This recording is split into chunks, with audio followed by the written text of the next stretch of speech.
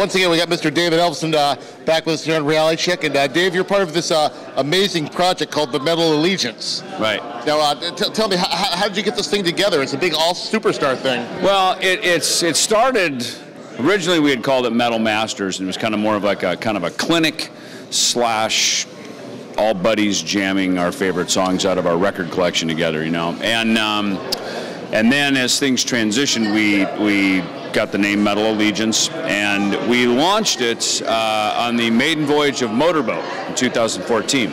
And it was so much fun and so cool that we decided to make a record, an original album. And we did that just this last year, exactly a year ago, actually wrote it, recorded it, and Nuclear Blast signed it, and came out in September, and now we're like we're an official recording artist. So we're out touring and playing and having fun with it. Sing me a song, you're a singer. Do me a wrong, you're a bringer of evil. The devil is never a manger. The less that you give, you're a danger. When it's all in all, it's hell.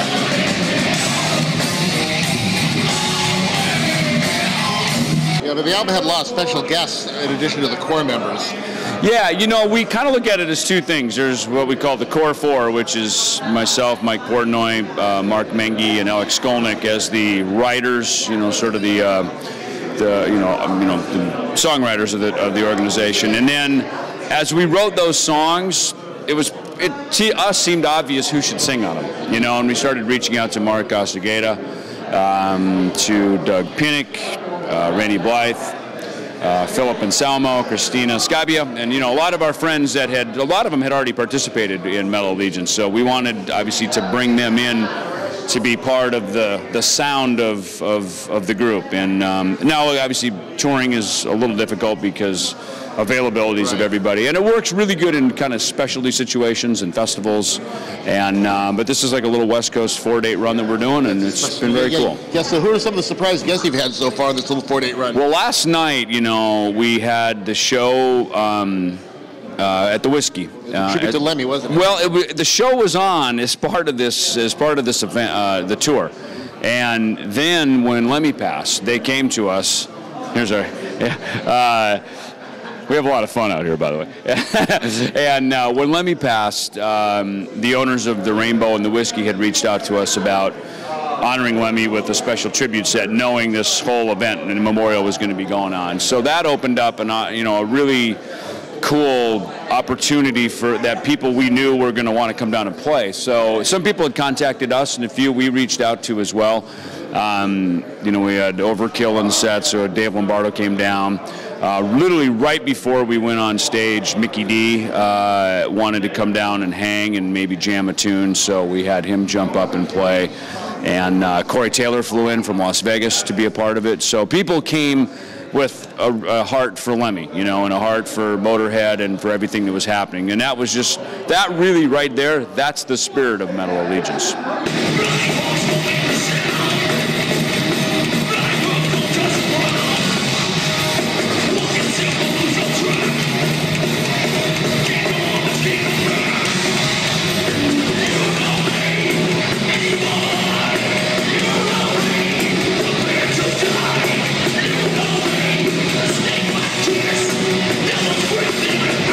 There's a song called Triangulum that is it's an instrumental track that me and Mike and Alex wrote.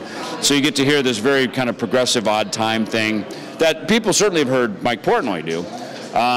So everybody, you know, you get to hear these different sides of everybody, and I think musically for us it's fun to do because, you know, in our main bands, we're very established, and you know, we know that our fans, they want to hear that one thing that we do, and it's kind of our duty with those groups to give our fans that thing. And when we get together, that's what we feel in those settings, you know, is to do that. But Metal Allegiance, because it was a blank canvas in which to create on, gave us the opportunity to you know, really widen that out a little bit and bring some different things to the table.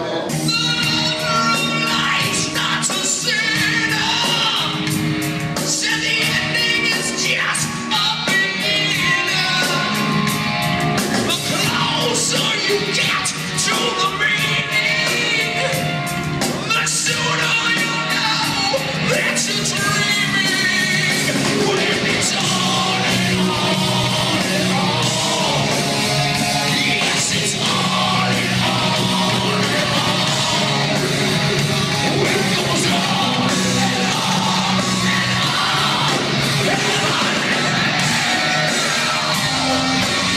I love the video, the song and the video for your rendition of "We Rock" by Dio. Oh, yeah, and it's funny because that's the one song I don't think we've ever played it live, and it was never a cover that we'd ever played before, and yet we agreed that it was kind of the right song. I mean, Ronnie, you know, we took the proceeds of that and donated that to the Ronnie James Dio Foundation. And of course, Ronnie's Ronnie. We all love him and honor him, and a lot of us have been on tour with him over the years. So, and that again opened up this opportunity for a lot of people who came and wanted to participate in that.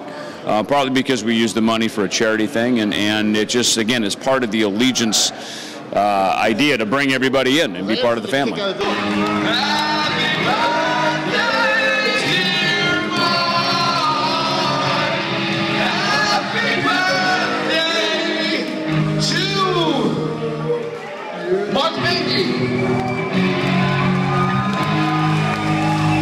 Strong Island in the fucking house. Strong fucking Island. I got one thing to say. Whoa. We're all fired?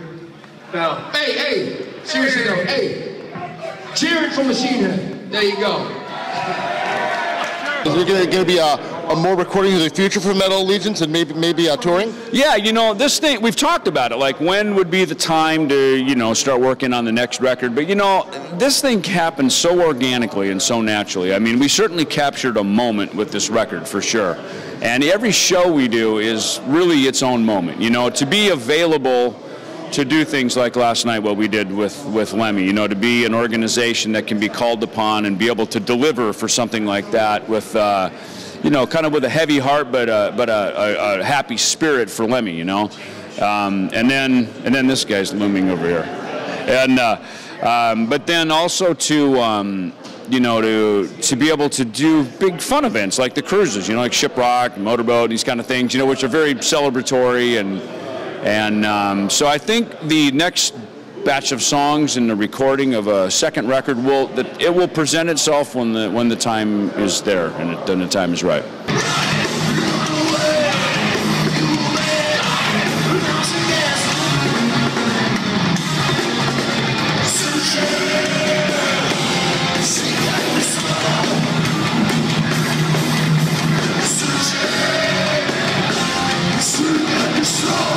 And the purpose of it was to hit these old school thrash metal markets, you know, and it's funny because I mean, me and I guess probably Alex, you know, because of Testament, were really there at the downbeat. I'd say probably me maybe a little more than everybody, working with Dave, you know, kind of fresh out of Metallica and coming up here in 1984. Playing our early dates up here. So for me to bring Metal Allegiance up here to the Bay Area that's like a badge of honor, you know, because I was there when it was happening, and it even started a couple years before me, obviously, when Metallica moved up here and Exodus was getting rolling and everything that was happening. So I'm just, you know, I sit here and we tell stories on the bus, and I realize, one, I must be getting old because I have all these stories that, you know, no one else was around for, but it makes me really appreciate all of us that were there, you know, and you know, just the history that we have, and that's why even when we do Allegiance, and we, you know, Gary Holt joins us and stuff like that, and Kerry King and whatnot, it's like you realize, man, the history that we have of this scene of music, which could have so easily been a flash in the pan with thrash metal, you know, and the fact that now it's become that it really is the next wave of legacy, you know, we've really got something cool as a community together. We're looking forward to it, man. It was so good to see you again, man. Yeah, man. Yeah, you we'll too. see you again. Likewise. Happy New Year. Thank you. Cool.